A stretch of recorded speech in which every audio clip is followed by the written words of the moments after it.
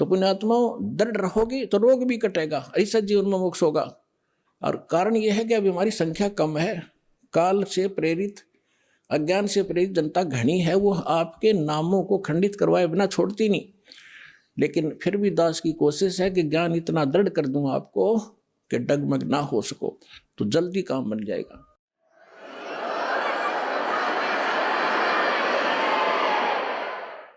कहते हैं अब जैसे प्रसंग चला था, जैसे कान बंद करके धुन सुनते हैं, धुन कि हमें धुन सुनती है और धुन। अब नाम तो तुम जाप क्या करते हो और धुन सुनने का दावा करते हो, हमने सतलोक वाली सुनगी। अब धुन क्या चीज है और मंत्र क्या चीज है? जैसे एक ढोल होता, ढोलक, ढोलक के बजाने का एक विशेष डंडा सा होते हैं, छोटे छोटे डंड की ही, और उनको ही लगाने से बजाने से उसकी वो वही आवाज निकलती है जो ढोल की होनी चाहिए। और उस ढोलक के उन विशेष डंडियों की बजाय अगर जूते निकाल कर मारने लग जाओगे उनकी भी आवाज आवेगी, लेकिन वो विशेष डंडी वाली नहीं आवेगी। वो सुर में सुर नहीं मिला सकती उस बाजे उन औरों के साथ, तो व्यर्थ है, उसको भगा दिया जाएगा। क्या बकवास कर रहा है तू, तेरा सुर में सुर नहीं मिल रहा। तो जो ये नाम जाप करते हैं काल के, धुन सुनते हैं इसमें, तो वो ढोल का जूत्या वाली आवाज सुन रही है उनको, वो आवाज भी ना सुन जो आसपास ठीक सुननी चाहिए।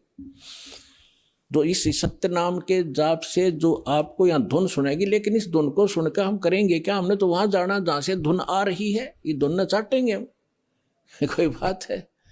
हम तो वहां जाएंगे जहां से धुन यहाँ आ रही है, वहां पहुंचेंगे, तब जाकर बात बनेगी।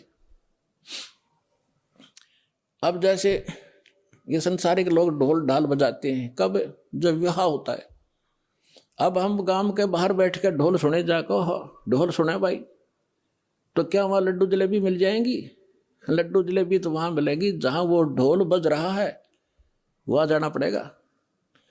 तो इस प्रकार हमने सतलोक जाना पड़ेगा, वहां सब सुख प्राप्त होंगे। इस धुन से कोई लाभ नहीं, बजो सुनो ना सुनो। आपको जो मंत्र दे दिया इसे अपने आप वो बज रही है, अपने आप सुर खुलते चले जाएंगे। इसमें असंख्य धुनें हो रही हैं शरीर के अंदर, वो धुन न्यारी है इनसे। कोई है रे परले पार का जो भेद कहे झनकार का, गरीबदास जी कह रहे हैं कोई है उस परले पार का, यहां मुझे बताओ, और वो धुन का भेद बताओ जो धुन वहां है परले पार यानी सतलोक में। ये नकली धुनें हैं, यहां पर जो तुम सुन रहे हो ये धुन वो नहीं है। गरीबदास जी क्या कहते हैं? कोई है रे परले पार का जो भेद कहे झनकार का, कोई है रे परले पार का। परले पार यानी सतलोक में कोई गया हुआ वापस आया हुआ हो तो बताओ मुझे। ये खुद होकर आए थे, उस धुन को सुनकर आए थे, कानों से सुनकर आए थे। कोई है रे परले पार का जो भेद कहे झनकार का, झन मानुष झनकार मानुष धुन का। वारही गोरख वारही दत्त वारही धरु प्रहलाद अर्थ। ये तुम्हारे गोरख भी इधर ही वारवन उरली साइड।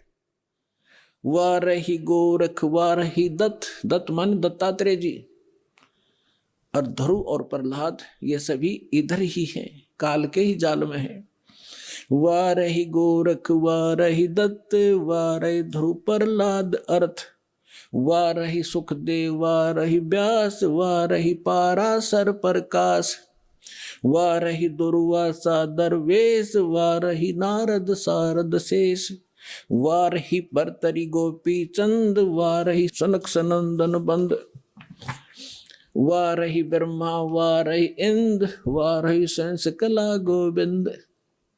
वारही शिव शंकर जो संभ वारही धर्मराय अर्भ आरंभ। वारही धर्मराय धर धीर परम धाम पहुँचे हे कबीर। रग यजुषाम अथर्ववेद परम धाम नीलय हा भेद। अलल पंख अगाध भेव जैसे कुंजी सुरती सेव। वार पार थे हाना था गरीबदास निर्गुण निगाह। अब क्या बताते हैं आदरणीय गरीबदास साहिब जी, परमात्मा से परिचित होकर सतलोक में वो धुन सुनकर वापस आए तो वो कह रहे हैं, कोई है रे परले पार का जो भेद कह उस जनकार का, वार ही गोरख, वार ही माने उरले तरफ, वार ही गोरख, वार ही दत्तात्रेय, और वार ही ध्रुव प्रहलाद, वार ही सुखदेव, वार ही व्यास, और वार ही पाराशर प्रकाश। पाराशर प्रकाश माने जो पाराशर जी ने एक पुराण लिखी है उसको पाराशर का ज्ञान बताते।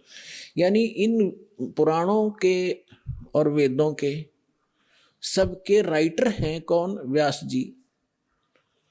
और ये ज्ञान व्यास जी का अपने सत्र का वो तो पुराणों में है। वेद ज्ञान और गीता ज्ञान जो है ये वेद व्यास के सत्र का नहीं है।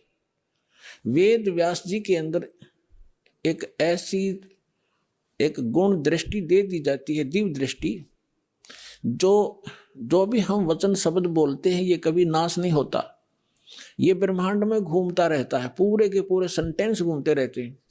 अब भाषाएं बदलती रहती हैं जिस कारण से वो आज ऋषि नहीं समझ पाते।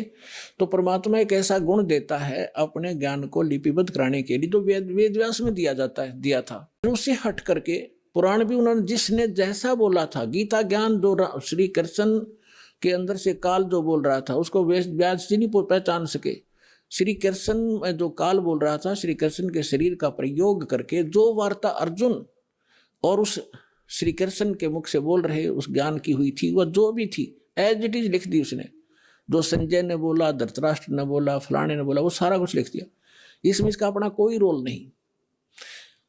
और इसका रोल होता फिर ये इसमें पूछता है ये देवी पुराण के अंदर प्रथम स्कंद में कि हे भगवान, उस नारद जी से पूछ रहा है कि सृष्टि किसने रची, कैसे रची। नारद जी बता रहे मैंने अपने पिता से सुनी नो। था उनको ज्ञान होता है व्यास जी को, तो वो अपने ही तरफ से लिखता और अपना ही ज्ञान बताता। तो यहाँ कहने का भाव ये है कि ये चारों वेद जो हैं ये इनके अंदर परमात्मा परम धाम का पाने का ज्ञान नहीं है, उस परमात्मा की महिमा अवश्य लिखी है। तो इसके लिए क्या बता रहे हैं? धर्मराज दरबार में देई कबीर तलाक, मेरे भूले चूके हंस को तू पकड़िए मत जाके। आदरणीय गरीबदास साहिब जी 10 वर्ष के बालक थे, अपने ही खेतों में अपने ही गऊओं को चरा रहे थे। उसके साथ और भी बहुत से उनके कुछ नौकर, क्योंकि गरीबदास जी के जो पिताजी थे बहुत बड़े किसान थे, लगभग 1300-1400 एकड़ जमीन थी। वो अपने ही खेतों में लगभग 100-150 गऊओं को चरा रहे थे। और भी गांव के कुछ निर्धन व्यक्ति अपने गऊओं को भी उन्हीं के खेतों में हरी चराया करते थे, वो वहाँ पाली गवाले थे। तो सतलोक से परमात्मा आए एक जिंदा महात्मा के रूप में, और उस गरीबदास जी को वहाँ एक कुंवारी गाय का दूध निकाला। परमात्मा ने कुंवारी गाय का दूध पिया, गरीबदास जी को मंत्र दिया प्रथम और वो दूध पिलाया। उसके बाद गरीबदास जी को लेकर के उनकी आत्मा को ऊपर ब्रह्मांड सब दिखाकर, ब्रह्मा विष्णु महेश धर्मराज का सब दिखा करके सचखंड ले गए। पीछे से संत आदरणीय गरीबदास साहिब जी 10 वर्ष के बालक को मृत जानकर चिता पर रख दिया था। अंतिम संस्कार करने वाले थे, उसी समय परमात्मा ने आत्मा को ऊपर से पूर्ण रूप परिचित करा के, सारा ज्ञान दिखा के, अपनी समर्थता से परिचित करा के वापस छोड़ दिया।